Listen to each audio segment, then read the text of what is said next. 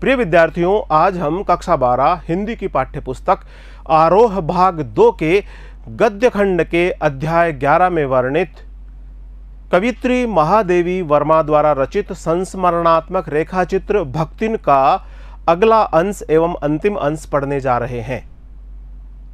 इसका प्रथम अंश हमने वीडियो भाग नंबर 2 में पढ़ लिया है। आइए आज हम इसका भक्तिन का आगामी अंश पढ़ें।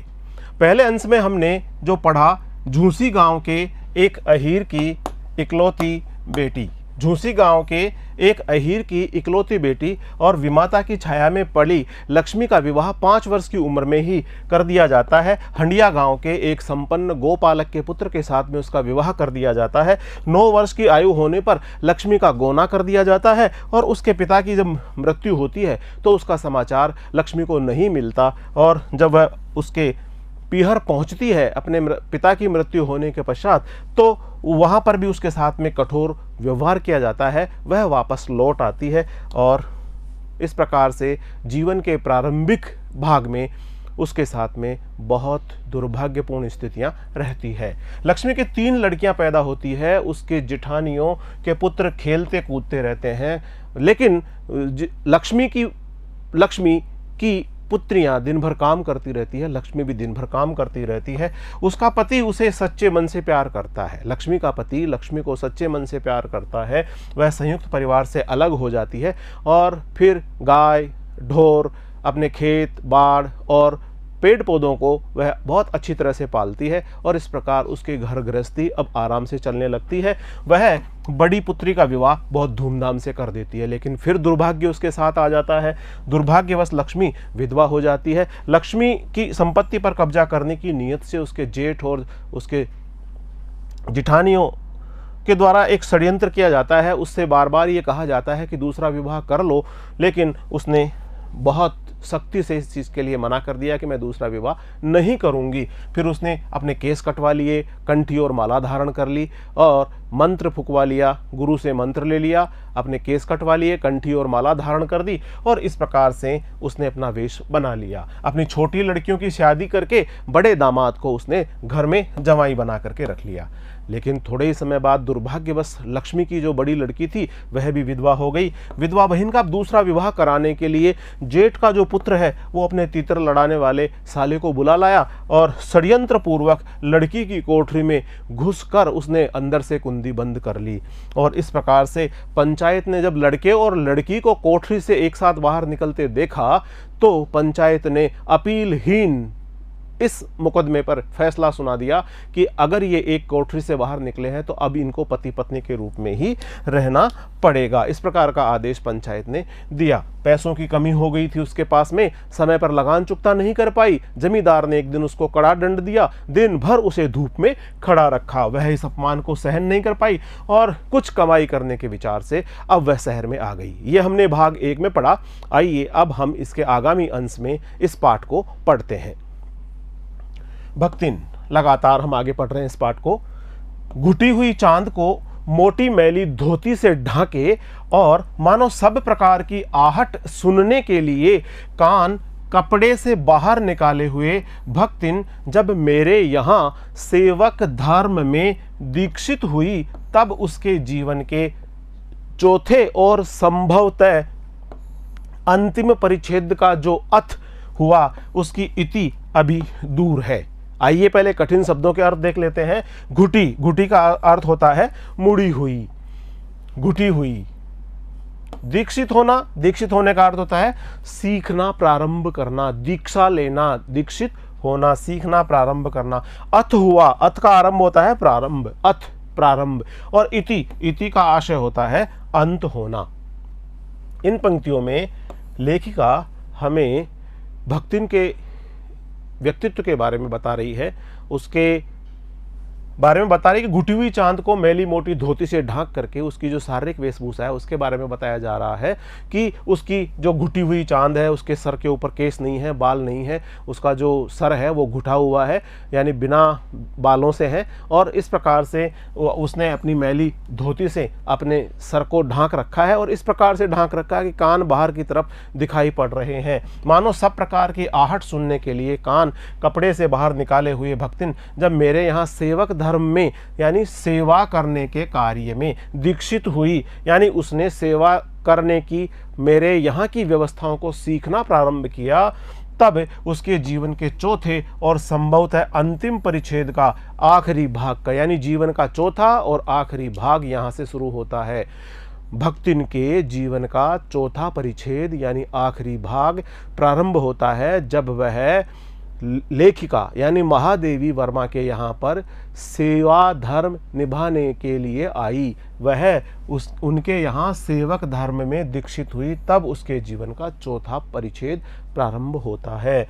और उसका अथ हुआ और इसकी इति अभी दूर थी, यानी इसके चौथे परिच्छेद का प्रारंभ हुआ। अथ मानी प्रारंभ होना, इति मानी अंत होना, उसका अंत आगे होना है। भक्तिन की वेशभूषा में गृहस्थ और वैरागी का सम्मिश्रण देखकर मैंने शंका से प्रश्न किया। वैरागी का आशय होता है साधु सन्यासी जैसा वेश धारण करना, जैसा कि हमने पिछले वाली पंक्तियों में देखा कि भक्तिन ने अपने सर को घुटा रखा है, सर के ऊपर बाल नहीं है, कंठी माला पहन रखी है, और इस प्रकार का जो उसका वेश है उसमें वैराग्य दिखाई पड़ता है, साधु सन्यासियों वाला शारीरिक वेशभूषा का भाव दिखाई पड़ता है। तो भक्तिन की वेशभूषा में गृहस्थ और वैरागी का सम्मिश्रण देखकर मैंने शंका से प्रश्न किया, क्या तुम खाना बनाना जानती हो? उत्तर में उसने ऊपर के होठ को सिकोड़कर नीचे के अधर को कुछ बढ़ाकर आश्वासन की मुद्रा के साथ कहा, ई कौन बड़ी बात आए, रोटी बनाए जानित है, दाल रांध लेइत है, साग भाजी छकऊ सकित है, और बाकी का रहा। इस प्रकार उसने अपनी खुद की ही भाषा में इस प्रश्न का जवाब दिया। जब लेखिका ने उससे पूछा कि क्या तुम खाना बनाना जानती हो, तो इसका उत्तर उसने इस प्रकार से दिया। दूसरे दिन तड़के कौन कौन मानी कौन सी, ई कौन बड़ी बात है, ये कौन सी बड़ी बात है, हाँ रोटी बनाए जानत है, मैं रोटी बनाए लेती हूँ, और दाल रांध लेत है, दाल को भी मैं रांध लेती हूँ। रांधने का मतलब होता है उबाल कर पकाना, उसको रांधना कहते हैं। साग भाजी छकऊ सहित, साग भाजी को छोंक लेती हूँ, साग भाजी बना लेती हूँ, और बाकी का रहा। दूसरे दिन तड़के का आशय होता है प्रातःकाल का समय, भोर का समय। दूसरे दिन तड़के ही सिर पर कई लोटे औंधा कर यानी सर के ऊपर जल से भरे हुए लोटे उंडेल कर, बहुत सारे लोटे उसने मेरी धुली धोती जल के छींटों से पवित्र कर पहली और पूर्व के अंधकार और मेरी दीवार से फूटते हुए सूर्य और पीपल का 2 लोटे जल से अभिनंदन किया। उसने प्रातःकाल स्नान किया, 2 लोटे खुद के ऊपर डाले, और सूर्य को भी उसने और पीपल के वृक्ष को भी उसने जल अर्पण किया। 2 मिनट नाक दबाकर जप करने के उपरांत जब वह कोयले की मोटी रेखा से अपने साम्राज्य की सीमा निश्चित कर चौके में प्रतिष्ठित हुई, तब मैंने समझ लिया कि इस सेवक का साथ टेढ़ी खीर है। टेढ़ी खीर होना बहुत कठिन काम होना। यहाँ पर लेखिका कहती है कि सबसे पहले तो भक्तिन ने अपना नाक दबाकर 2 मिनट तक जप किया, और उसके पश्चात में कोयला उठाया और उसने अपने रसोई के अंदर जहाँ खाना पकाती है चूल्हे के चारों तरफ उसने कोयले से एक रेखा बना दी और उसे चौके की सीमा रेखा तय कर दी, और इस प्रकार मोटी रेखा से अपने साम्राज्य की सीमा निश्चित कर दी। और उसके बाद चौके में चूल्हे के साथ जहाँ पर भोजन पकाया जाता है वहाँ पर वह प्रतिष्ठित हुई। तब मैंने समझ लिया कि इस सेवक के साथ में निर्वाह करना टेढ़ा काम है, कठिन काम है। अपने भोजन के संबंध में नितांत वीतराग होने पर भी मैं पाक विद्या के लिए परिवार में प्रख्यात हूँ। नितांत वीतराग का मतलब होता है पूर्णतः निष्प्रय, रुचि न लेने वाला होने के बावजूद भी, यानी लेखिका कहती है कि मैं अपने भोजन के बारे में नितांत वीतराग हूँ, यानी रुचि कोई खास रुचि मैं नहीं लेती हूँ। जैसा भी भोजन मुझे मिल जाता है मैं उसको प्रेम पूर्वक पा लेती हूँ, उसको ग्रहण कर लेती हूँ। फिर भी मैं पाक विद्या के लिए परिवार में प्रख्यात हूँ। मुझे पाक विद्या, भोजन पकाने की विद्या, भोजन पकाने की कला, भोजन पकाने की कुशलता बहुत अच्छी तरह से आती है।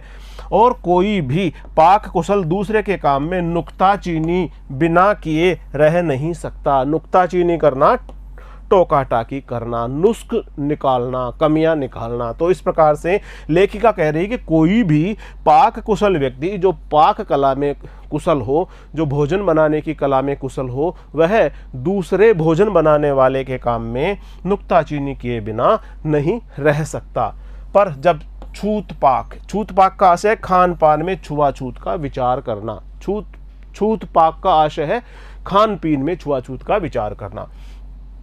पर जब छूत पाक पर प्राण देने वाले व्यक्तियों का बात बात पर भूखा मरना स्मरण हो आया और भक्तिन की शंकाकुल दृष्टि में छिपे हुए निषेध का अनुभव किया, तब कोयले की रेखा मेरे लिए लक्ष्मण के धनुष से खींची हुई रेखा के सामने दुर्लंघ्य हो उठी। छूत पाक का आशय है खान पान में छुआछूत का विचार करना। दुर्लंघ्य का आशय है जिसे पार कर पाना बहुत कठिन हो। लक्ष्मण के धनुष से खींची हुई रेखा, इससे तात्पर्य यह है कि लक्ष्मण जी ने सीता जी को अपनी कुटिया से बाहर निकलने के लिए मना किया और अपने धनुष के तीर से एक रेखा खींच दी, जिसे लक्ष्मण रेखा के नाम से हम जानते हैं। निरुपाय का आशय होता है उपाय का अभाव होना, कोई उपाय ही नहीं होना, उसे निरुपाय कहते हैं। अपने कमरे में बिछोने पर पड़कर नाक के ऊपर खुली हुई पुस्तक स्थापित कर मैं चौके में पीढ़े पर आसीन अनाधिकारी को भूलने का प्रयास करने लगी। पीढ़े का आशय होता है एक प्रकार की चौकी जिसके ऊपर बैठा जाता है, अनाधिकारी जिसे कोई अधिकार ही न हो। लेखिका कहती है कि अपने कमरे में बिछोने में पड़कर नाक के ऊपर एक किताब उसने रख ली और इस प्रकार मैं चौके में पीढ़े पर आसीन होकर अनाधिकारी को भूलने का प्रयास करने लगी, क्योंकि पूरा का पूरा अधिकार तो भक्तिन ने जमा लिया था। चौके में कोयले से काली रेखा खींच करके उसने अपनी सीमा रेखा बना ली थी। भोजन के समय जब मैंने अपनी निश्चित सीमा के भीतर निर्दिष्ट स्थान ग्रहण कर लिया, तब भक्तिन ने प्रसन्नता से लबालब दृष्टि और आत्मतुष्टि से आप्लावित मुस्कुराहट के साथ मेरी फूल की थाली में 1 अंगुल मोटी और गहरी काली चित्तीदार 4 रोटियां रख कर उसे टेढ़ी कर गाढ़ी दाल परोस दी। एक ही थाली में रोटियां डाल दी, 4 रोटियां परोस दी, को थोड़ा सा टेढ़ा कर दिया ऊपर की तरफ उठा करके, और सामने की तरफ जो जगह बनी उसके अंदर गाढ़ी गाढ़ी दाल परोस दी। और बिठाया कहां पर? लेखिका ने खाना खाने के लिए अपना स्थान कौन सा चुना?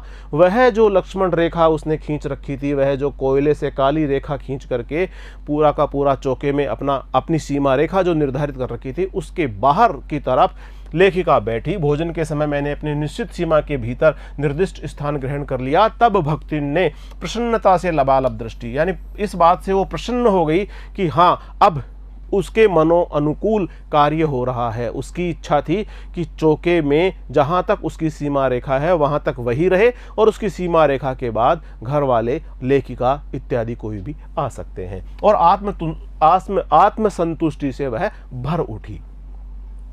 जब उसने 4 रोटियां परोस दी, दाल परोस दी थाली में, पर जब उसके उत्साह पर तुषारापात करते हुए मैंने रुआ से भाव से कहा, ये क्या बनाया है, तब वह हतबुद्धि हो रही। तुषारापात का आशय है पाला पड़ना, तुषारापात का आशय है पाला पड़ना, हतबुद्धि का आशय है सोचने में असमर्थ। पर जब उत्साह पर तुषारापात करे, उसका जो उत्साह था, उसने जो भोजन पकाया और भोजन परोस करके मुझे खाने के लिए दिया, और जैसे ही मैंने पूछा क्या पकाया है ये, जैसे मानो उत्साह पर तुषारापात हो गया हो, उसका उत्साह ठंडा पड़ गया हो और वह हतबुद्धि हो गई, वो सोचने में असमर्थ हो गई हो और रोटियां अच्छी सेकने के प्रयास में कुछ अधिक खरी हो गई है, वह बोली। उसने जवाब दिया कि रोटियों को मैंने बहुत अच्छी तरह से सेका है, हो सकता है रोटियां अधिक सेकने के प्रयास में कुछ अधिक खरी हो गई हो, कुछ ज़्यादा सिक गई हो, पर अच्छी है। तरकारियां थी, पर जब दाल बनी है तब उनका क्या काम, शाम को दाल न बनाकर तरकारी बना दी जाएगी। दूध घी मुझे अच्छा नहीं लगता, नहीं तो सब ठीक हो जाता। अब न हो तो अमचूर और लाल मिर्च की चटनी पीस ली जावे। उससे भी काम न चले तो वह गांव से लाई हुई गठरी में से थोड़ा सा गुड़ दे देगी। इस प्रकार से भक्तिन अपना पूरा प्रयास कर रही है कि वह रुचिपूर्ण तरीके से लेखिका को यानी महादेवी वर्मा को भोजन करा सके और वह पूर्ण तृप्ति के साथ उस भोजन को कर सके। वह उसे विकल्प देती है कि यदि ये दाल और रोटी के साथ खाना खाने में कोई असुविधा हो या खाना खाया नहीं जा सके तो वह अमचूर और लाल मिर्च की चटनी बना देगी और फिर भी पार नहीं पड़े, फिर भी यदि और ज़रूरत हो तो वह थोड़ा सा गुड़ दे देगी। और कहाँ से लाएगी गुड़? गुड़ जो अपने साथ गांव से उसने गठरी लाई है, उस गठरी में से निकाल करके वो उसे खाने के लिए थोड़ा सा गुड़ दे देगी, जिससे कि वह उस भोजन को प्राप्त कर सके, उस भोजन को आनंद पूर्वक खा सके। और शहर के लोग क्या कलाबत्तू खाते हैं। और उसने फिर साथ ही साथ ये जोड़ दिया, इन सब चीज़ों के साथ में दाल खिला रही है, रोटियां खिला रही है, अमचूर और लाल मिर्च की चटनी खिला रही है, गुड़ खिला रही है, साथ ही साथ इतना सब कुछ परोसने की बारे में सोचने के बाद अब भक्तिन अपने मन के हिसाब से ये प्रश्न पूछ डालती है कि क्या शहर के लोग कलाबत्तू खाते हैं। कलाबत्तू से यहाँ से है कलाकंद, जो मावे से बनी हुई मिठाई होती है। फिर वह कुछ अनाड़िन या फूहड़ नहीं।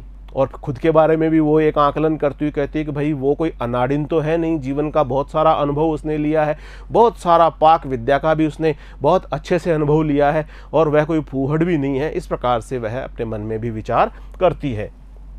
उसके ससुर, उसके पितिया ससुर, पितिया ससुर का आशय होता है पति का चाचा, अजिया ससुर आदि ने उसकी पाक कुशलता के लिए न जाने कितने मौखिक प्रमाण पत्र दे डाले हैं। अब से पहले उसने अपने घर में जब भी भोजन बनाया है, जब भी पाक कला का प्रदर्शन किया है, तो उसके अजिया ससुर ने, उसके पितिया ससुर ने, उसके ससुर ने और परिवार के अन्य खाने वाले लोगों ने उसको मौखिक प्रमाण पत्र दिया है, उसके खाने की खूब बड़ाई की है।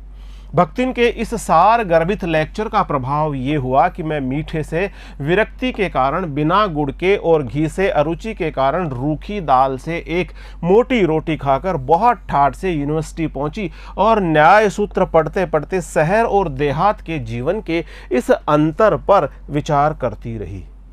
सार गर्भित लेक्चर, सार गर्भित का आशय है ज्ञान से परिपूर्ण। जब भक्तिन ने कहा कि उसके परिवार के सदस्य, उसके ससुर, उसके पितिया ससुर, उसके अजिया ससुर, सास इत्यादि सब लोग बहुत प्रेम से भोजन किया करते थे, उसके भोजन की बहुत तारीफ किया करते थे और इस प्रकार से जब इतनी सारी बातें की तो इस सार गर्भित लेक्चर का ये प्रभाव पड़ा कि लेखिका मीठे से विरक्त हुई, यानी लेखिका को मीठे से कोई आकर्षण नहीं था, मीठा उसको पसंद भी नहीं था और बिना गुड़ के ही, गुड़ भी उसने नहीं लिया और घी से उसकी अरुचि थी, लेखिका को घी भी पसंद नहीं था, तो उसके बिना उसने रूखी दाल खाई और मोटी रोटियों में से कुछ रोटियां खाकर बहुत ठाठ से उसके पश्चात वो यूनिवर्सिटी पहुंची और वहां यूनिवर्सिटी पहुंचने के पश्चात न्याय सूत्र पढ़ते पढ़ते उसने शहर और देहात के जीवन के इस अंतर के बारे में विचार किया। शहर का जीवन किस प्रकार का, खान पान शहर का होता है, उस पर विचार किया और ग्रामीण जीवन का खान पान किस प्रकार का होता है, इस बात पर भी लेखिका ने विचार किया। अलग भोजन की व्यवस्था करनी पड़ी थी अपने गिरते हुए स्वास्थ्य और परिवार वालों की चिंता निवारण के लिए, पर प्रबंध ऐसा हो गया कि उपचार का प्रश्न ही खो गया। लेखिका अपने बारे में बताती है कि उन्हें अपने स्वास्थ्य को ठीक रखने के लिए अलग से भोजन की व्यवस्था करनी पड़ी थी और अपने गिरते हुए स्वास्थ्य को भी ठीक करना उसके लिए भी और परिवार वाले लोगों के लिए भी चिंता का विषय था। लेकिन व्यवस्था कुछ ऐसी हो गई कि उपचार का प्रश्न ही अब समाप्त हो गया, उपचार का प्रश्न ही खो गया। इस देहाती वृद्धा ने, ये जो देहात में निवास करने वाली वृद्ध महिला है, इसने जीवन की सरलता के प्रति मुझे इतना जागृत कर दिया, जीवन की सरलता के प्रति जागृति पैदा कर दी कि मैं अपनी असुविधाएं छिपाने लगी और सुविधाओं की चिंता करना तो दूर की बात, इसके अतिरिक्त भक्तिन का स्वभाव ही ऐसा बन चुका है कि वह दूसरों को अपने मन के अनुसार बना लेना चाहती है, पर अपने संबंध में किसी प्रकार के परिवर्तन की कल्पना तक उसके लिए संभव नहीं है। इन पंक्तियों में हमें लेखिका भक्तिन के बारे में यह भी बता रही है कि वह दूसरों के व्यवहार में, दूसरों की दिनचर्या में, दूसरों के खान पान में तो परिवर्तन करने के लिए तैयार है, लेकिन अपने स्वयं के, यानी भक्तिन अपने स्वयं के संबंध में किसी भी प्रकार का परिवर्तन नहीं करना चाहती। परिवर्तन करने की कल्पना तक भी भक्तिन नहीं करना चाहती। अपने बारे में, अपने जीवन के बारे में, अपने रहन सहन के बारे में, अपने सोच विचार के बारे में, अपने चिंतन के बारे में भक्तिन किसी भी प्रकार का परिवर्तन करना नहीं चाहती। इसी से आज मैं अधिक देहाती हूँ, पर उसे शहर की हवा नहीं लग पाई। लेखिका यहाँ इन पंक्तियों के माध्यम से ये कह रही है कि जैसे ही मैं भक्तिन के संपर्क में आई, उसके द्वारा खान पान की जिन चीज़ों को मैंने काम में लेना शुरू किया, मेरे जीवन का जो रहन सहन है वो बदल सा गया। और अब लेखिका स्वयं इस बात के लिए कह रही है कि वह स्वयं को देहाती के रूप में अधिक महसूस कर रही है, और वो साथ ही साथ ये भी इशारा कर रही है कि भक्तिन शहरी नहीं बन पाई, भक्तिन पर शहर की हवा बिल्कुल भी नहीं लग पाई। मकई का आशय होता मक्का, मकई का रात को बना दलिया सवेरे मट्ठे से सौंधा लगता है। रात को जो मकई का यानी मक्के का जो दलिया बनता है, अगर सवेरे उसको छाछ के साथ में खाया जाए, काम में लिया जाए, तो बहुत सौंधा लगता है, बहुत अच्छा लगता है, मन भावन लगता है। बाजरे के तिल लगाकर बनाए हुए पुए गरम कम अच्छे लगते हैं। ज्वार को भुने हुए भुट्टे के हरे दानों की खिचड़ी स्वादिष्ट होती है। सफ़ेद महुए की लपसी संसार भर के हलवे को लजा सकती है आदि। लपसी पतला पतला सा हलवा। तो इस प्रकार से जो देहाती जीवन में बनने वाले भोजन और भोजन सामग्री है, उनको पका करके, उनको काम में लेकर के भक्तिन अब महादेवी वर्मा जी को भी देहात के इस भोजन से पूरी तरह से जोड़ चुकी है। मकई का रात को बना हुआ दलिया सवेरे छाछ में सौंधा लगता है, और इस प्रकार से अब ये मकई के दलिए में छाछ मिलाकर के खाने लगी हैं। बाजरे के तिल लगाकर बनाए हुए गरम पुए, यानी बाजरे के तिल लगाकर जो पुए गरम गरम बनते हैं, उनको दूसरे दिन तक भी वो खाने का अब अभ्यास कर रही है, खा लेती है। ज्वार के भुने हुए भुट्टे के हरे दानों की खिचड़ी भी बहुत अच्छी और स्वादिष्ट लगती है। ये सब भोजन सामग्री है, इन सब को भक्तिन ने लेखिका महादेवी वर्मा के जीवन में, उनके भोजन में शामिल कर दिया। वह मुझे क्रियात्मक रूप से सिखाती रहती है, पर यहाँ का रसगुल्ला तक भी भक्तिन के पोपले मुंह में प्रवेश करने का सौभाग्य प्राप्त नहीं कर सका। भक्तिन ने तो अपने देहाती जीवन से, अपने जीवन के अनुभव के आधार पर इस प्रकार का जो भी भोजन खाद्य पदार्थ है, भोजन सामग्री है, वह लेखिका को खिला देती है, लेखिका के लिए पका देती है, लेखिका को तैयार कर देती है। लेकिन भक्तिन ने कभी भी रसगुल्ला तक अपने पोपले मुंह के अंदर नहीं खाया। यानी भक्तिन के पोपले मुंह में प्रवेश करने का सौभाग्य रसगुल्ले को नहीं मिल पाया, यानी उसने अपने आप को बिल्कुल भी नहीं बदला। मेरे रात दिन नाराज होने पर भी उसने साफ धोती पहनना नहीं सीखा, पर मेरे स्वयं धोकर फैलाए हुए कपड़ों को भी वह तह करने के बहाने सिलवटों से भर देती थी। जो कपड़े लेखिका धोती, उनको एकत्र करके उनको जो वो कपड़ों को तह करने का काम करती तो तह करने के काम के दौरान ही उन कपड़ों पर बहुत सारी सिलवटें भी वो डाल दिया करती थी। मुझे उसने अपनी भाषा की अनेक दंत कथाएं कंठस्थ करा दी, याद करा दी। कंठस्थ कराना, याद करा दी है, पर पुकारने पर वह आय के स्थान पर जी कहने का शिष्टाचार भी नहीं सीख पाई। जब भी लेखिका भक्तिन को पुकारती है तो वह उत्तर में आय बोलती है, उसके स्थान पर जी कहना अभी तक भी भक्तिन ने नहीं सीखा है। भक्तिन अच्छी है यह कहना कठिन होगा। लेखिका कह रही है भक्तिन के बारे में कि भक्तिन अच्छी है यह कहना कठिन होगा, क्योंकि उसमें दुर्गुणों का अभाव नहीं, वह सत्यवादी हरिश्चंद्र नहीं बन सकती, क्योंकि वह एक तो सत्यवादी हरिश्चंद्र नहीं बन सकती। सत्यवादी हरिश्चंद्र की कहानी हमें ये सीख देती है कि हमें जीवन में सत्य ही बोलना चाहिए, सत्य का ही आचरण करना चाहिए। सत्य के पथ पर चल करके ही हम अपने जीवन को बेहतरीन और कुशलतापूर्वक धर्मपूर्ण आचरण करते हुए जी सकते हैं। इस प्रकार सत्यवादी हरिश्चंद्र यानी सत्य बोलने का भाव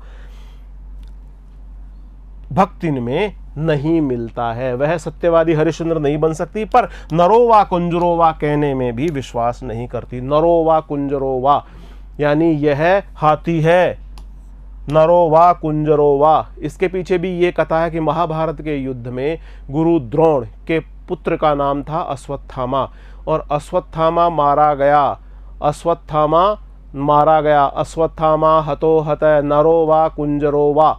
जब युधिष्ठिर ने इस प्रकार कहा तो उस बात को सुनकर के कि अश्वत्थामा मारा गया और धीरे से बोला कि वह हाथी था, और जब अश्वत्थामा के मरने का समाचार गुरु द्रोण ने सुना तो वो बहुत ज़्यादा विचलित हो गए।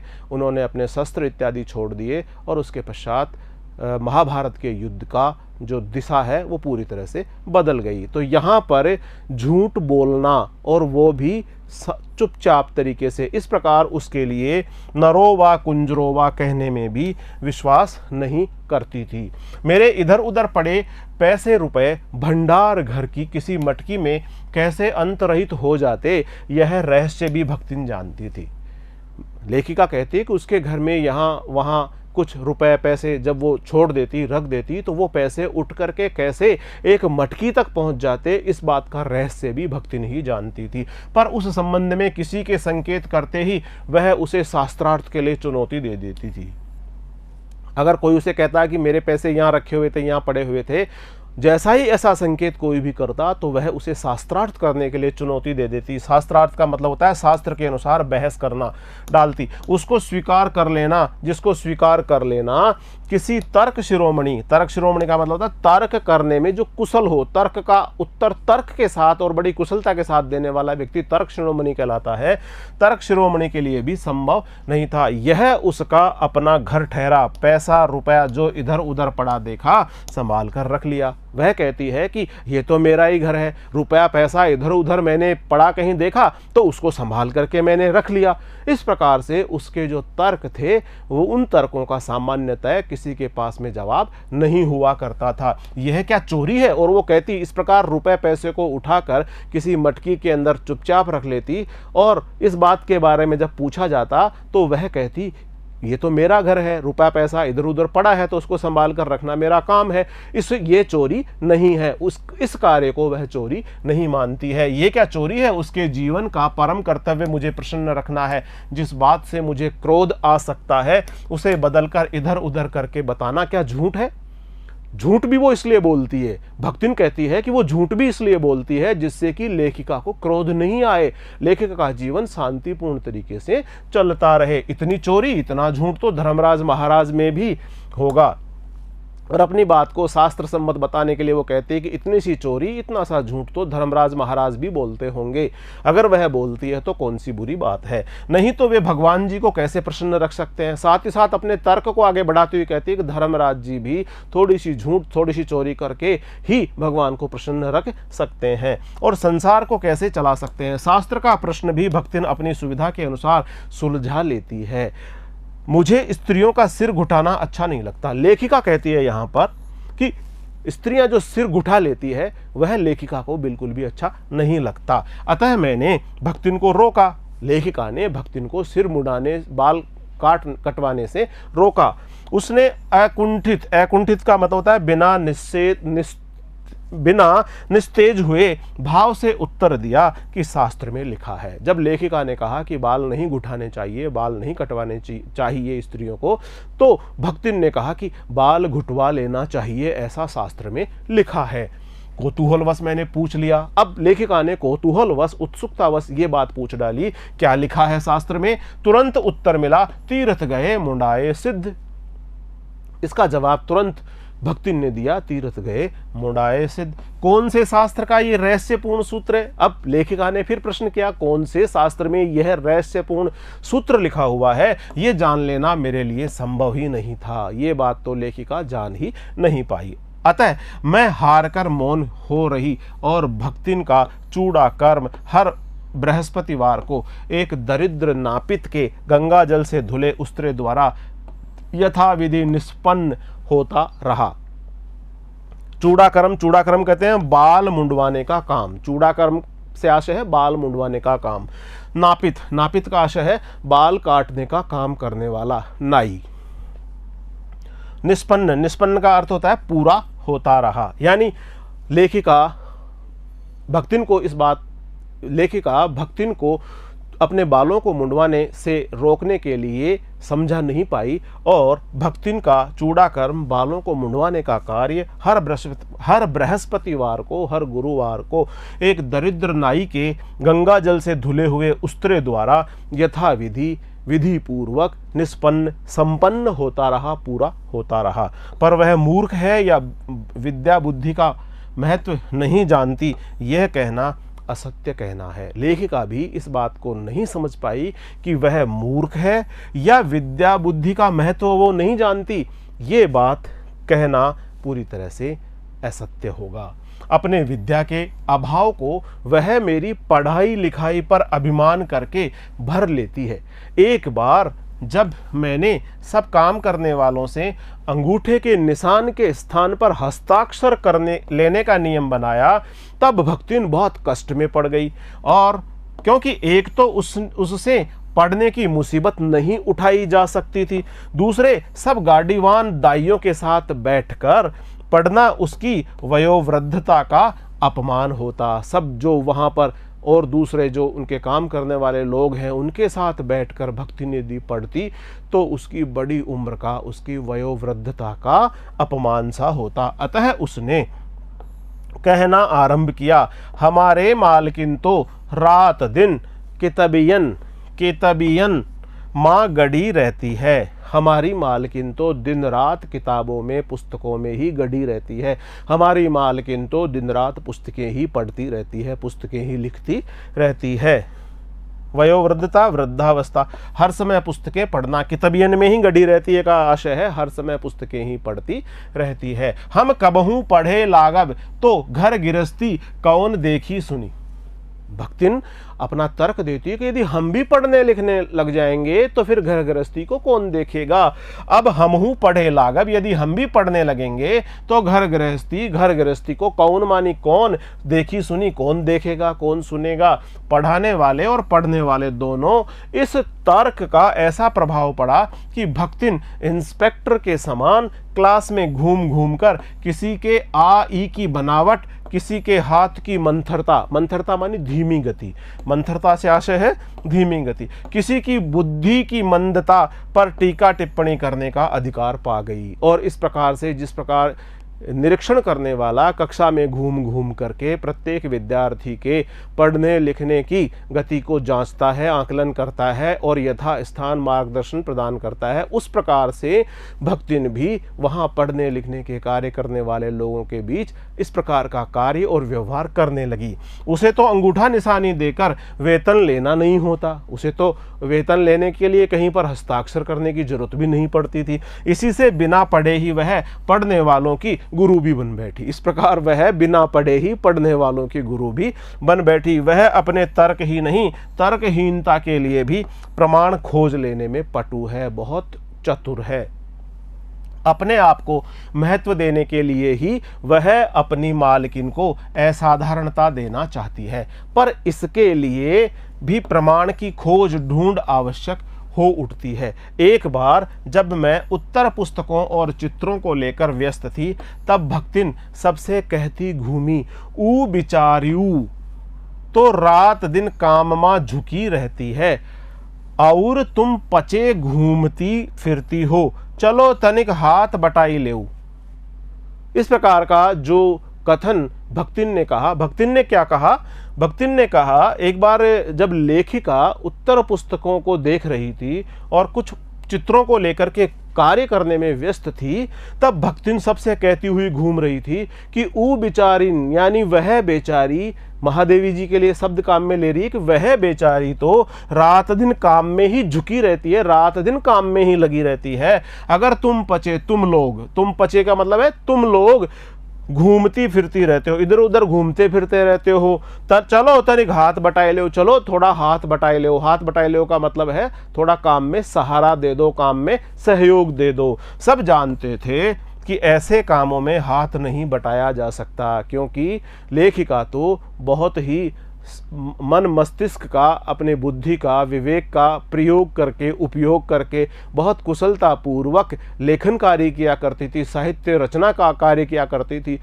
इस प्रकार का कार्य और इस प्रकार के कार्य में हाथ बटाना सामान्य तौर पर वहाँ परिवार में काम करने वाले लोगों के लिए संभव नहीं था।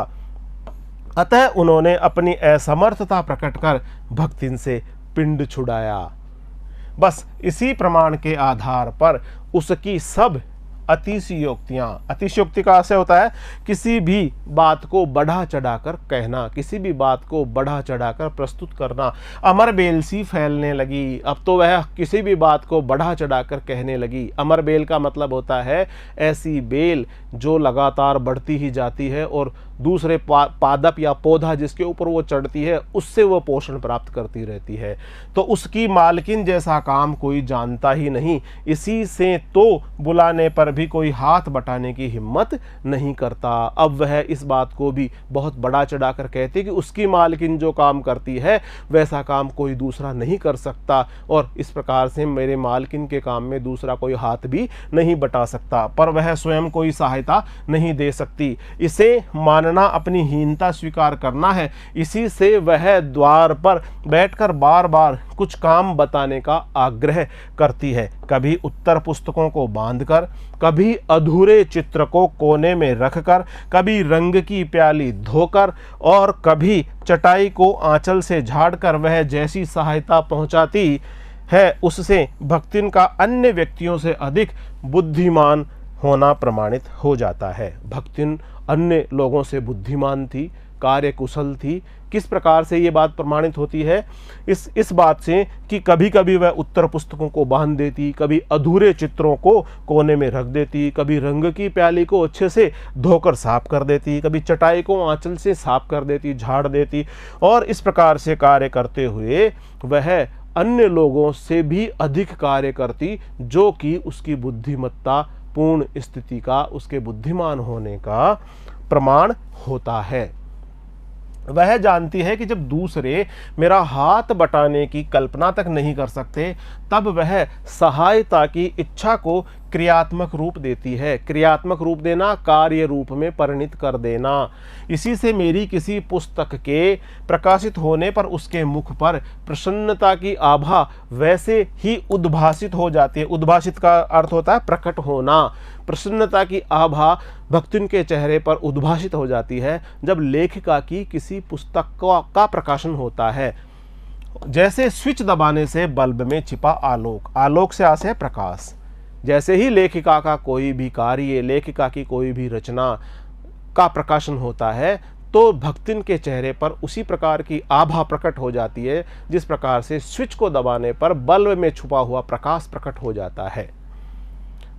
वह सूने में उसे बार बार छूकर, आंखों के निकट ले जाकर और सब और घुमा फिराकर मानो अपनी सहायता का अंश खोजती है, और वह उस रचना में, उस रचना के ऊपर छपी हुए चित्र में अपनी आंखों के नज़दीक लाकर उसको घुमा फिराकर बहुत अच्छी तरह से देखती है, और वह अपनी सहायता का अंश तलाशती है। और उसकी दृष्टि में व्यक्त आत्मघोष, आत्मघोष का अर्थ होता है मन ही मन घोषित करना, और वह कहती है कि उसे निराश नहीं होना पड़ता और ऐसा स्वाभाविक भी है।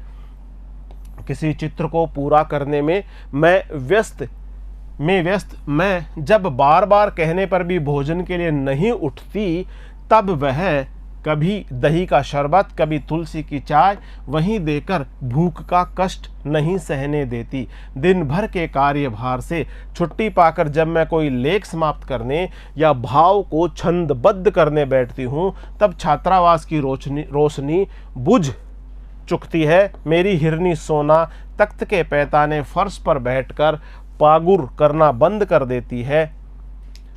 किसी चित्र को पूरा करने में मैं से आशय यहाँ पर लेखिका स्वयं के बारे में कह रही है कि जब मैं किसी चित्र को पूरा कर रही होती हूँ तो जब मुझे बार बार भक्तिन मुझे बार बार खाने के लिए पीने के लिए कहती है और मैं अपनी व्यस्तता के कारण खा पी नहीं पाती हूँ, तो या भोजन के लिए भी मैं नहीं जा पाती हूँ, तो वह कभी तो दही का शरबत लाकर मुझे देती है और कभी तुलसी की चाय दे करके और मेरे भूख प्यास का विशेष रूप से ध्यान रखती है और मुझे भूख और प्यास का कष्ट सहन नहीं करने देती।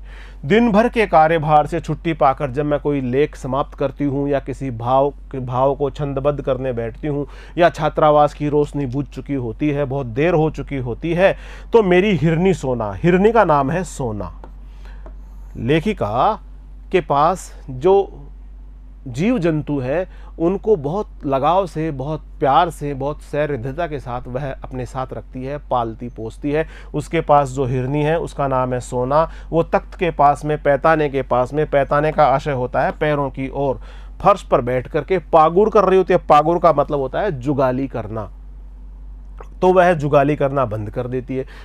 उनके पास में एक कुत्ता है, उसका नाम है बसंत। बसंत छोटी मचिया पर, छोटी मचिया का आशय छोटी चारपाई पर पंजों में मुख रखकर आंखें मूंद लेता है। और बिल्ली का नाम है गोधूली। बिल्ली का नाम है गोधूली, मेरे तकिए पर सिकुड़ कर सो रहती है। इस प्रकार महादेवी जी के पास जो हिरनी है उसका नाम है सोना, जो कुत्ता है उसका नाम है बसंत और जो बिल्ली है उसका नाम है गोधूली। पर मुझे रात की निस्तब्धता का आशय होता है शांति। मैं अकेली न छोड़ने के विचार से कोने में दरी के आसन पर बैठकर बिजली की चकाचौंध से आंखें मिचमिचाती हुई, आंखें मिचमिचाना पूरी आंखें खोलकर न देख पाना, अधखुली आंखों से ही देखना, भक्तिन प्रशांत भाव से, शांत भाव से जागरण करती रहती है। वह ऊंघती भी नहीं, क्योंकि मेरे सिर उठाते ही उसकी धुंधली दृष्टि मेरी आंखों का अनुसरण करने लगती है। यदि मैं सिरहाने रखे रैक की ओर देखती हूँ तो वह उठकर आवश्यक पुस्तक का रंग पूछती है। यदि मैं कलम रख देती हूँ तो वह स्याही उठा लाती है। यानी लेखिका के इशारे मात्र से ही भक्तिन पूरी तरह से उसकी सेवा करने के लिए तत्पर रहती है। अगर लेखिका किसी भी पुस्तक की तरफ देखती है तो वह तुरंत पुस्तक का रंग पूछ लेती है, कौन से रंग की पुस्तक चाहिए। कलम रख देती हूँ तो वह स्याही उठा करके ले आती है, और यदि मैं कागज एक ओर सरका देती हूँ तो वह दूसरी फाइल टटोलती है। इस प्रकार प्रत्येक हाव भाव के साथ वह लेखिका की पूरी तरह से मदद करने के लिए सदैव तत्पर रहती है। बहुत रात गए, सोने पर भी मैं जल्दी ही उठती हूँ। लेखिका अपने स्वयं के बारे में बताती है कि भले ही रात को वो देर से सोए, लेकिन प्रातःकाल वो अपने निर्धारित निश्चित समय पर ही जागरण करती है, निश्चित समय पर ही जागती है। और भक्तिन को तो मुझसे भी पहले जागना पड़ता है। सोना उछल कूद के लिए बाहर जाने को आकुल रहती है। सोना मानी हिरणी। जो लेखिका के पास हिरणी है उसका नाम है सोना, तो वह उछल कूद के लिए बाहर जाने को आकुल रहती है। आकुल का असर व्यग्र। बसंत लेखिका के पास जो कुत्ता है उसका नाम है बसंत। बसंत नित्य कर्म के लिए, नित्य कर्म का आशय है सोच इत्यादि कार्यों के लिए दरवाजा खुलवाना चाहता है। और गोधूली है बिल्ली। चिड़ियों की चहचहाट में शिकार का आमंत्रण सुन लेती है। मेरे भ्रमण की एकांत साथिन भक्तिन ही रही है। बद्री केदार आदि के ऊंचे नीचे और तंग पहाड़ी रास्ते में जैसे वह हट करके मेरे आगे चलती रही है, वैसे ही गांव की धूल भरी पगडंडी पर मेरे पीछे रहना नहीं भूलती। किसी भी समय कहीं भी जाने के लिए प्रस्तुत होते ही मैं भक्तिन को छाया के समान साथ पाती हूँ। लेखिका कहती है कि मैं कहीं भी जाना चाहूँ, भक्तिन मेरे साथ सदैव आने के लिए तैयार रहती है। मेरी छाया के रूप में सदैव मेरे साथ साथ रहना चाहती है, मुझे मेरा सहयोग करना चाहती है। युद्ध को देश की सीमा में बढ़ते देख जब लोग आतंकित हो उठे, आतंकित का आशय होता है भयभीत हो उठे, तब भक्तिन के बेटी दामाद उसके नाती को लेकर बुलाने आ पहुँचे। भक्तिन के जो बेटी दामाद है वो उसके पास आ गए, उसके नाती इत्यादि वहाँ आ गए और भक्तिन को अपने साथ लिवा ले जाने के लिए आग्रह करने लगे। पर बहुत समझाने बुझाने पर भी वह उनके साथ नहीं जा सकी। बहुत आग्रह किया, बहुत अनुनय विनय किया उन्होंने, लेकिन मालकिन को छोड़कर, महादेवी वर्मा को छोड़कर भक्तिन उनके साथ नहीं गई। सबको वह देख आती है, रुपया भेज देती है, पर उनके साथ रहने के लिए मेरा साथ छोड़ना आवश्यक है, जो संभवतः भक्तिन को जीवन के अंत तक भी स्वीकार न होगा। लेखिका इन शब्दों के माध्यम से ये कह रही है कि भक्तिन को मेरा साथ छोड़ना संभवतः जीवन के आखिर तक भी स्वीकार नहीं होगा। यानी भक्तिन अब लेखिका के साथ ही जीवन जीती हुई उनके साथ सहयोग करना चाहती है, उनके साथ सेवा धर्म को पूरी तरह से निभाना चाहती है। जब गत वर्ष युद्ध के भूत ने वीरता के स्थान में पलायन वृत्ति जगा दी थी, तब भक्तिन पहली ही बार सेवक की विनीत मुद्रा के साथ मुझसे गांव चलने का अनुरोध करने आ गई। पर वह लकड़ी रखने की मचान से आशय है ऊंचा मंच पर अपनी नई धोती बिछाकर मेरे कपड़े रख देगी, दीवाल में कीलें गाड़ कर और उन पर तख्ते रखकर मेरी किताबें सजा देगी। धान के पुआल से आशय है बाल रहित अन्न का सूखा पौधा, ऐसा पौधा अन्न का जिसमें अन्न तो है और उसके ऊपर बाल नहीं है, वो पुआल का गोंदरे से आशय चटाई बनाकर और उस पर अपना कंबल बिछाकर वह मेरा सोने का प्रबंध करेंगी। मेरे रंग स्याही आदि को नई हंडियों में संजो कर रख देंगी और कागज पत्रों को छींके में यथाविधि, छींका होता है रस्सी के सहारे छत से लटकी हुई डोलची या ऐसा पात्र जिसमें चीज़ों को सुरक्षित रखने के लिए एक निश्चित ऊंचाई पर लटका दिया जाता है। मैं यथाविधि एकत्र कर देगी, मेरे पास वहां जाकर रहने के लिए रुपया नहीं है। ऊपर की पंक्तियों में लेखिका यह बता रही है कि मेरे रंग स्याही आदि को नई हंडियों में संजो कर रख देंगी और कागज पत्रों को छींके में ऊपर सुरक्षित रूप से यथाविधि एकत्र कर देंगी, मेरे पास वहां जाकर रहने के लिए रुपया नहीं है। ये मैंने भक्तिन के प्रस्ताव को अवकाश न देने के लिए कहा। लेखिका ने कहा कि उसके पास में वहां जाकर रहने के लिए रुपया नहीं है, पर उसके परिणाम ने मुझे विस्मित कर दिया, विस्मित से आश्चर्यचकित कर दिया। भक्तिन ने परम रहस्य का उद्घाटन करने की मुद्रा बना कर और पोपला मुंह मेरे कान के पास लाकर होले होले बताया कि उसके पास 5 बीसी और 5 रुपया गड़ा रखा है। उसने उसके पास जो धन था, जो पैसा था, उसके बारे में जानकारी दी। लेखिका ने जब बताया कि उसके पास में अब दूसरी जगह जाकर रहने के लिए रुपया पैसा नहीं है, तो भक्तिन ने उस समय भी अपना सेवक धर्म निभाते हुए, सहयोग करने का कार्य करते हुए, सहयोग करने का भाव व्यक्त करते हुए भक्तिन ने लेखिका को बताया कि उसके पास में अब भी 5 बीसी और 5 रुपया गढ़े हुए हैं, सुरक्षित रखे हुए हैं, उसी से वह सब प्रबंध कर लेगी। 5 बीसी और 5 से आशय होता है 105 रुपया, 20 गुणा 5 बराबर 100, धन 5, इस प्रकार से 105 रुपए उसके पास में सुरक्षित गड़े हुए हैं, उसी से वह सब प्रबंध ले। फिर लड़ाई तो कुछ अमरोती खाकर आई नहीं है, जो युद्ध हो रहा है उसने तो कोई अमर फल खाया नहीं है। अमरोती से आशय है अमर होना, कभी समाप्त न होना। जब सब ठीक हो जाएगा, यानी युद्ध समाप्त हो जाएगा, स्थितियां अनुकूल हो जाएंगी, सब कुछ ठीक हो जाएगा, तब यहीं लौट आएंगे, तो गांव से पुनः शहर में लौट करके आ जाएंगे। इस प्रकार से भक्तिन लेखिका को कहती है। भक्तिन की कंजूसी के प्राण पंजीभूत होते होते पर्वताकार बन चुके थे। कंजूसी के प्राण पूंजीभूत, पूंजीभूत से आशय होता है एकत्र होना, यानी समूह का रूप लेना। उसने जो रुपया पैसा एक एक करके जोड़ा था वह पूंजीभूत हुआ, एकत्र हुआ, और पर्वताकार, पर्वतों से पत्थर फोड़ने के काम आने वाला, पर्वताकार से आशय विशाल और बहुत बड़ा हो गया, यानी उसके पास में 105 रुपए एकत्र हो चुके थे। परंतु इस उदारता को डायनेमाइट ने क्षण भर में उन्हें उड़ा दिया। डायनेमाइट होता है पर्वतों से तोड़ने के काम आने वाला विस्फोटक, डायनेमाइट कहलाता है। परंतु इस उदारता डायनेमाइट ने एक क्षण में ही उन्हें उड़ा दिया। इतने थोड़े रुपए का कोई महत्व नहीं, परंतु रुपए के प्रति भक्तिन का अनुराग इतना प्रख्यात हो चुका कि मेरे लिए उसका परित्याग मेरे महत्व की सीमा तक पहुंचा देता है। भक्तिन और मेरे बीच में सेवक स्वामी का संबंध है। लेखिका कहती है कि भक्तिन के और उनके बीच में सेवक और स्वामी का संबंध है।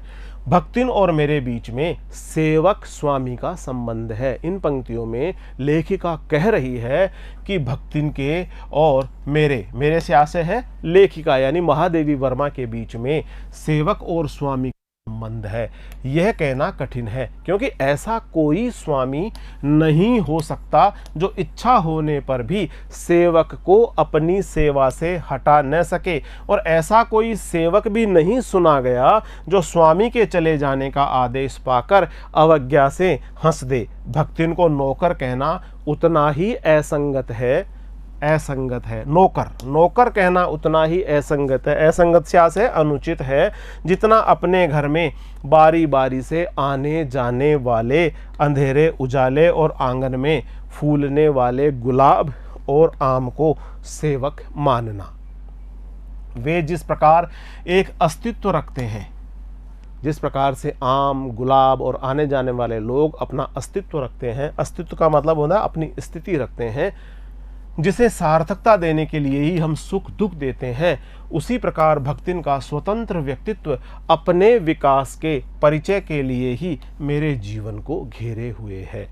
परिवार और परिस्थितियों स्वभाव में जो विषमताएं उत्पन्न हो गई है, उनके भीतर से एक स्नेह और सहानुभूति की आभा फूटती रहती है। इसी से उनके संपर्क में आने वाले व्यक्ति उसमें जीवन की सहज मार्मिकता ही पाते हैं। मार्मिकता का आशय होता है हृदय स्पर्श करने वाला भाव।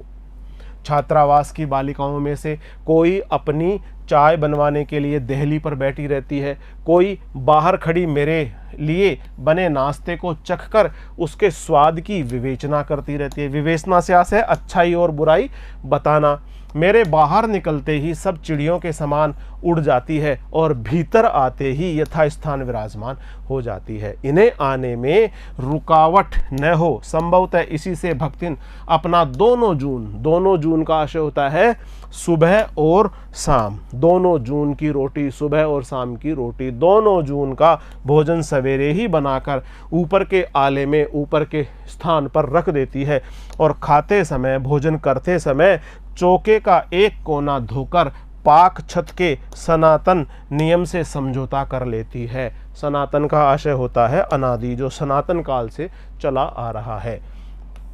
मेरे परिचितों और साहित्यिक बंधुओं से भी भक्तिन विशेष परिचित है, पर उनके प्रति लेखिका यहाँ कह रही है कि उनके यहाँ आने वाले साहित्य प्रेमी लोगों से भी भक्तिन बहुत परिचित है, पर उनके प्रति भक्तिन के सम्मान की मात्रा मेरे प्रति उनके सम्मान की मात्रा पर निर्भर करती है, और सद्भाव उनके प्रति मेरे सद्भाव से ही निश्चित होता है। इस संबंध में भक्तिन की सहज बुद्धि विस्मित कर देने वाली है। लेखिका जिस भी आगंतुक को जितना सम्मान देती है, भक्तिन भी उस आगंतुक को उसी मात्रा में सम्मान देती है। और इस प्रकार से लेखिका कहती है कि इस प्रकार से जो भक्तिन की सहज बुद्धि है वह विस्मित कर देने वाली है। वह किसी को आकार प्रकार और वेशभूषा से स्मरण करती है और किसी को नाम के अपभ्रंश द्वारा, वह अगर किसी को याद करती है तो वो कहती है हाँ हाँ, उस वेशभूषा वाले, वो कुर्ता पहनने वाले, वो धोती पहनने वाले, वो टोपी धारण करने वाले, अथवा किसी का अपभ्रंश नाम लेकर के भी वो उनको स्मरण करती है। कवि और कविता के संबंध में उसका ज्ञान बड़ा है, पर आदर भाव नहीं। कवि और जो लोग आ रहे हैं उनके प्रति तो वो आदर भाव रखती है, लेकिन कविता के बारे में उसका आदर भाव नहीं बढ़ पाया है। किसी के लंबे बाल और अस्त व्यस्त वेशभूषा देखकर वह कह उठती है, अगर कोई साहित्यकार लंबे बाल रखते हो अथवा उनकी वेशभूषा अस्त व्यस्त हो तो उनको देखकर भक्तिन कह उठती है, का ओहू कवित्त लिखे जानत है, कि क्या यह व्यक्ति भी कविता लिखना जानते हैं। और तुरंत ही उसकी अवज्ञा प्रकट हो जाती है। तब ऊ कुछो करी है धरी है ना, बस गली गली गावत बजावत फिर है। और इस प्रकार से वो अपनी ही भाषा में इस प्रकार से उन लोगों के बारे में, उन साहित्यकार और कवियों के बारे में कह देती है कि तब ऊ कुछो करी है धरी है ना, बस गली गली गाउत बजाउत फिर है। इस प्रकार से वह अपने मन के भाव को व्यक्त कर देती है, पर सबका दुख उसे प्रभावित कर सकता है। यहाँ पर इन पंक्तियों में लेखिका हमें ये बता रही है कि भक्तिन इतनी अधिक संवेदनशील है कि सबका दुख उसको प्रभावित कर सकता है। विद्यार्थी वर्ग में से कोई जब कारागार का अतिथि हो जाता है, कोई जब जेल यात्रा पर चला जाता है, जब जेल की सजा काटने के लिए चला जाता है, तब उस समाचार को व्यथित भक्तिन, उस समाचार को सुनकर के भक्तिन व्यथित हो जाती है और बीता बीता भरे यानी अत्यंत छोटे छोटे लड़कन का जेहल कलजुग रहा तौन रहा, अब परलय होई जाई। वो कहती है कि इन छोटे छोटे बच्चों को भी जेल के अंदर डाल दिया जा रहा है, अब तो संभवतः प्रलय ही होगा, सब कुछ समाप्त हो जाएगा। उनकर माई का बड़े लाट तक लड़े का चाही कहकर दिन भर सबको परेशान करती है। और साथ ही साथ भक्तिन यह भी साथ ही साथ सुझाव देती है कि उनकर माई का यानी उनकी माताओं को, उनके पिताओं को, उनके अभिभावकों को बड़े लाट साहब तक, जो बड़े अधिकारी हैं, लाट साहब हैं, वहाँ तक लड़े का चाहिए, वहाँ पर उनके साथ में लड़ना चाहिए कहकर दिन भर सबको परेशान करती। बापू से आसे हैं महात्मा गांधी। बापू से लेकर साधारण व्यक्ति तक सबके प्रति भक्तिन की सहानुभूति एक रस मिलती, एक रस से आशय है एक समान ही मिलती। भक्तिन के संस्कार ऐसे हैं कि वो कारागार से वैसे ही डरती है जैसे यमलोक से। ऊंची दीवार देखते ही वह आंख मूंद कर बेहोश हो जाना चाहती है। उसकी यह कमजोरी इतनी प्रसिद्धि पा चुकी है कि लोग मेरे जेल जाने की संभावना बताकर उसे चिढ़ाते रहते हैं। वह डरती नहीं, वह कहना असत्य होगा, पर डर से भी अधिक महत्व मेरे साथ का ठहरता है। चुपचाप मुझसे पूछने लगती है कि वह अपनी कै धोती साबुन से साफ कर ले, जिससे मुझे वहाँ उसके लिए लज्जित न होना पड़े। क्या क्या सामान बांध ले जिससे मुझे वहाँ किसी प्रकार की असुविधा न हो सके। ऐसी यात्रा में किसी को किसी के साथ जाने का अधिकार नहीं। ये आश्वासन भक्तिन के लिए कोई मूल्य नहीं रखता। और जब लेखिका को भी जेल यात्रा करने के लिए जाना पड़ रहा हो, ऐसी स्थिति में भक्तिन उसके लिए वहाँ जाने के लिए भी सारे सामान, सारी व्यवस्थाएं करने में जुट जाती है। वह मेरे न जाने की कल्पना से इतनी प्रसन्न नहीं होती जितनी अपने साथ न जा सकने की संभावना से अपमानित। भला ऐसा अंधेर हो सकता है। और साथ ही साथ जब उससे ये कहा जाता है कि भक्तिन लेखिका के साथ जेल में नहीं जा सकती, तो भक्तिन इस बात को सुनकर के बहुत अप्रसन्न सी हो जाती है। जहाँ मालिक वहाँ नौकर, मालिक को ले जाकर बंद कर देने में इतना अन्याय नहीं। वह कहती है कि जहाँ मालिक जाएंगे वहाँ पर नौकर भी जाएगा, जहाँ स्वामी जाएंगे वहाँ सेवक भी जाएगा, पर नौकर को अकेले मुक्त छोड़ देने में वह पहाड़ के बराबर अन्याय है। और ऐसा अन्याय होने पर भक्तिन को बड़े लाट, वायसराय तक से भी लड़ना पड़ेगा, और वह वायसराय से भी, बड़े लाट साहब से भी लड़ सकती है।